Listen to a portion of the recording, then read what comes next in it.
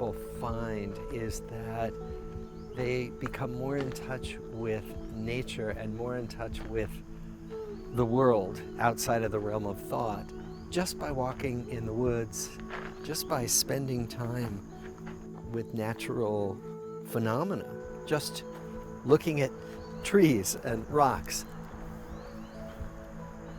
and paying attention to all the things that we normally don't pay attention to, especially in our urban environments. And people often have experiences of awakening, of enlightenment out in nature. I think the natural environment puts me in touch with things that are so much larger than the contents of my mind, than the thoughts swirling around in my head. That one of the chants in Zen is like a lotus in muddy water. The idea is that out of the mud of life, out of the messiness and unglamorous muddiness of life, grows beauty, grows this incredible lotus flower. Well, just about anything can become a way to reflect on nature. So, for example, we're looking at this fallen tree trunk right here. And first of all, it reminds us of impermanence. This was probably a great big beautiful tree standing tall, and now it's here.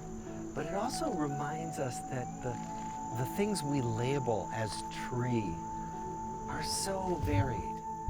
Like there are these trees standing tall, but there's this tree that's no longer alive, but that's the home to mosses and lots of insects and bacteria, and that's also decomposing. So when does it stop being a tree?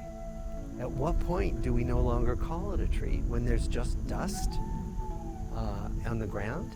And so it helps us remember that the labels we give to things are really imperfect descriptors of the things themselves in the world. The air, the breeze, the wind, first of all, remind us of impermanence. The wind that goes through everything and changes everything. But also, the air is a reminder of interconnectedness, because after all, we're breathing the same air, you and I. And I'm exchanging air between my insides and the world all the time. And so it's a reminder of how completely interconnected this thing I call Bob is with the rest of the world.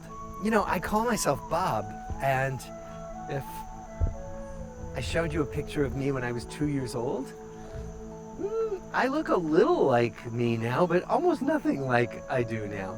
So that was Bob too.